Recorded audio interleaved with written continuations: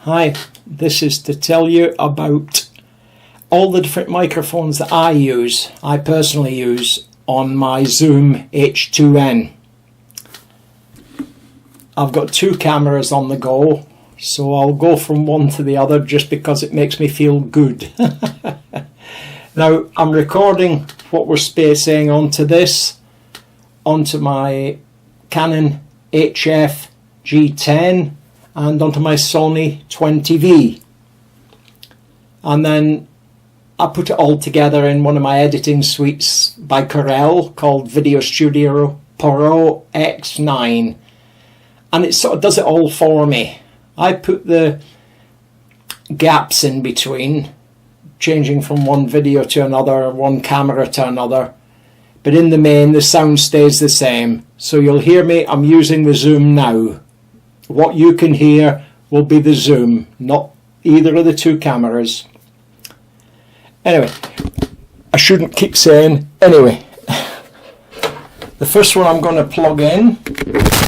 You might hear some crackling, and I might even go quiet a little bit because I haven't switched it on yet.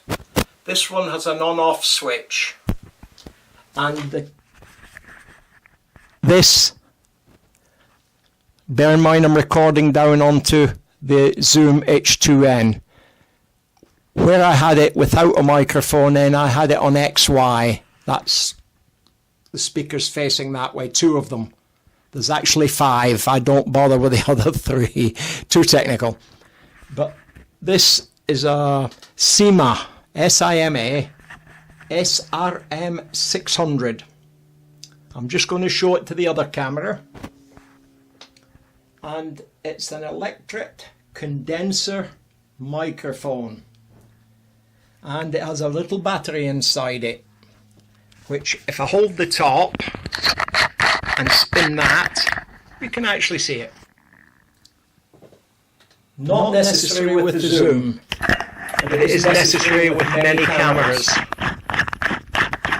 which would include my Canon HF G10. It must have a powered microphone. Anyway, you can see this cost me £10 in a charity shop. What can I say? It's very good. Right, I'm going to unplug it. Now I'm back speaking on the ZOOM H2N. Now the next microphone I'm going to use cost me £1. I'm a tightwad. I'm going to plug it in now.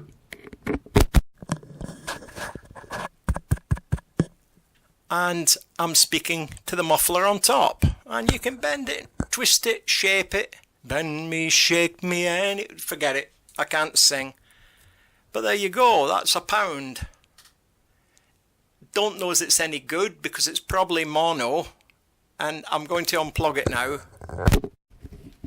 But I don't think it sounds any better than just talking into the ZOOM H2N.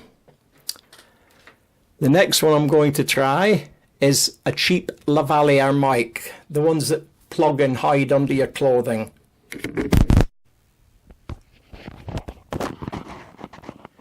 That's me plugged in, and it's mono. You can see on there's only one track running up and down. One track only, but it's mono. And in my editing suite I turn it into monaural. I make it a 2 mono, so it sounds like stereo. Do one thing to one track and one thing to another, and it does sound stereophonic. But this microphone, I've got the rubber windshield on it. Doesn't need it, but I prefer it on because I usually only use them outside in the wind, and it's usually plugged on down there. As I said, I think I paid £2 something for it, and that included delivery from China. I don't know how they do it, and I don't care. I'm unplugging this one now. And now I'm back talking to the ZOOM H2N. Now this one is interesting, and I'm just going to plug it in.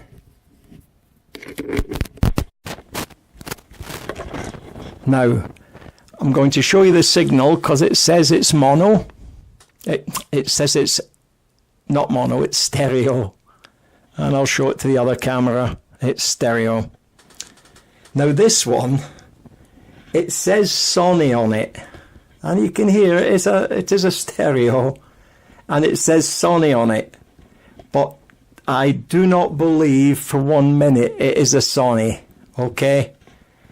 I'm telling you now because I got it for £2.50 brand new from China. Now I know they copy things in China. I'm not stupid.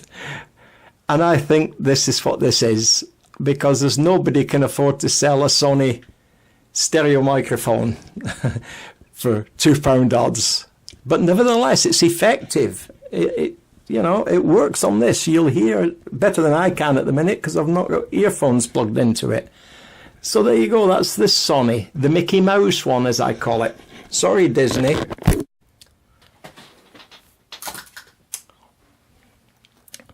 Now, this one is a real Sony.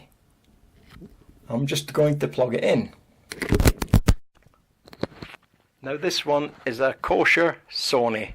It's the real McCoy. Yeah, you can see on there it's picking up whichever way I turn the microphone. 1, 2, buckle my shoe, 3, 4, knock at the door. There you go. Now this one was £26.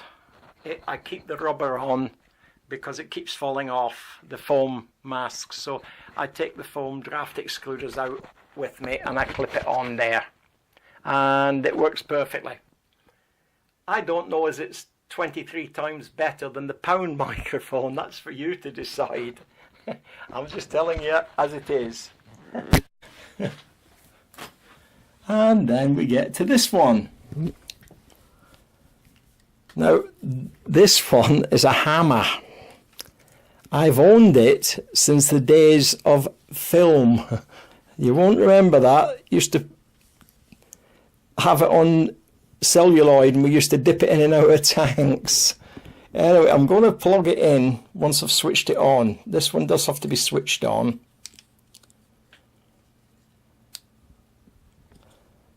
Now, that's it switched on, and I'm going to plug it in now.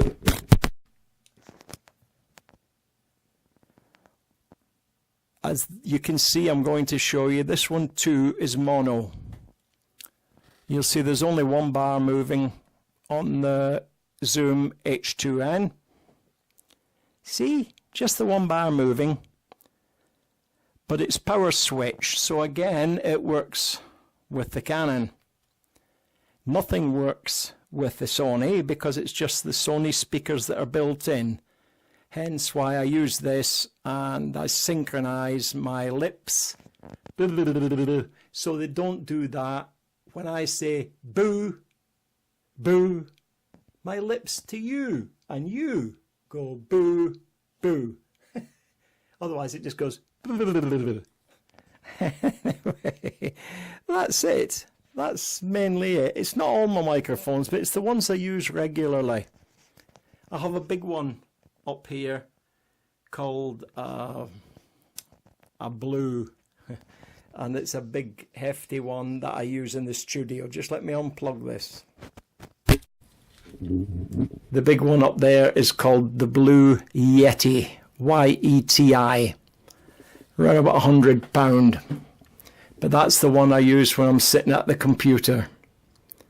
Although you could use the others, you don't. Nothing says you've got to use a £100 one. I just like that one. I've wanted one for ages, so I got one. Here we are again, showing some more of my favourite microphones. This one is the RodeLink. It's reasonably new. That's the transmitter part. And that's the one that fits on your camera, the receiver, with the cold shoe fitted. You can plug a mic in.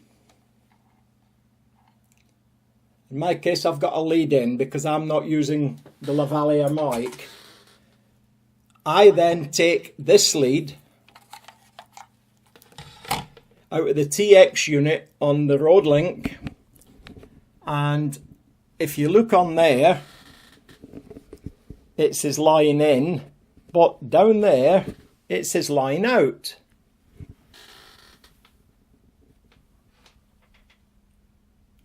And I plug this into the line out.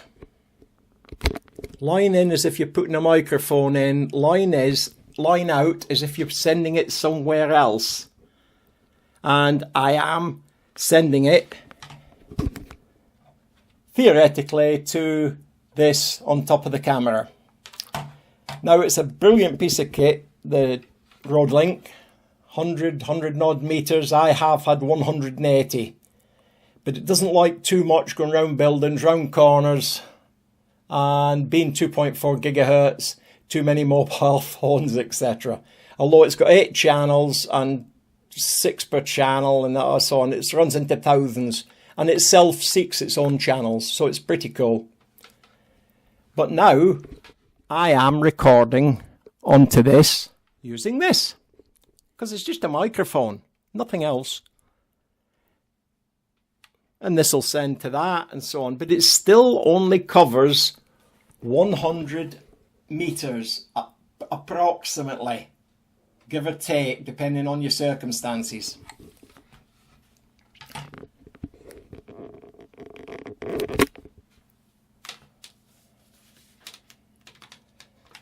Now I've unplugged it because you may not have heard anything I was saying if I left it in, but that way this could work 100 meters where this is the microphone. But I've got to ask myself why. Because you can plug a mic into this, or hand hold it if you want. You can plug a microphone into this, put it in your pocket, and go several hundred miles, and you've still got a perfect recording. Then when you come back to your computer, you look for the bit that starts off to sync everything up, line all the syncs up in the audio, and that's it. It really is as simple as that. And another one you can do, which is really good, because cameras, microphones are usually rubbish. It doesn't matter if you buy a camera at £5,000, they ain't great. So with a mobile phone, yeah, mine's is called a Hayway or something, smartphone. These come with a built-in recorder. Most do, I believe.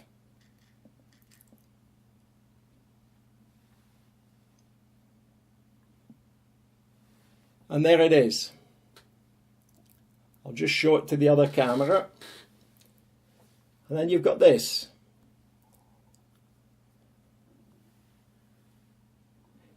And then what you do is you slot in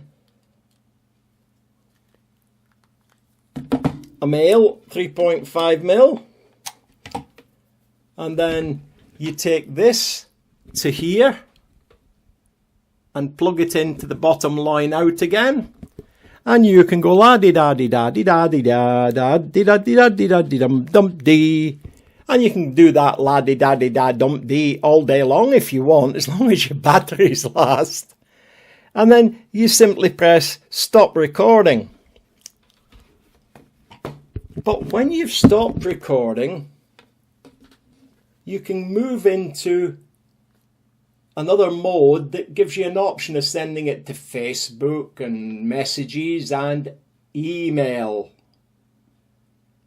So I can send mine via email to me, and it's waiting for me back here when I get back. Now the reason for not using this to send it directly is this has got 5 microphones, and it's a beautiful recorder. That has 1, maybe 2, and they ain't brilliant microphones, trust me. They're certainly not the same value type as this got, or anything that come with the RodeLink, the Lavaliers by Rode. So anyway, that's the lot. I hope you enjoyed it. If you did, subscribe or tell people. And if you didn't, keep stum. Don't tell anybody. Have a good day and look out for my next videos, because I'm going to be working on an old telephone, mobile telephone, to be used just as a recording unit, receiving unit fitted to your cameras. It's not straightforward, but it will be by the time I finish, because I'm a pretty simple guy. Have a good day. Bye. And what follows is an outtake that I decided to put back in, so I think you call it an intake. Who knows? But it's a bit interesting. Well, it explains if I've forgotten anything. Now I shall put all this together and try and let you have it as it is here, representative of each individual microphone. And you should see each one as it comes up, if I get the editing right. As you can see, I'm an old bloke that's been battered about a bit. And I can't guarantee to get it always right. I can't even guarantee you that I'll get the right names of the right microphones, because I don't know what they all are. I know the Hammer, and I know the Simmer, and I know the Mickey Mouse Sony, and I know the real Sony. But I've got loads that I just don't know the name. If I see one in a second-hand shop, I buy it. And sometimes they need repairing, but hand on heart, yeah, they mainly just need a bit of a wire soldering, because they're dry jointed after being chucked in a drawer for 20 years. And thanks for watching. I hope you enjoyed it as much as I enjoyed making it. Bye.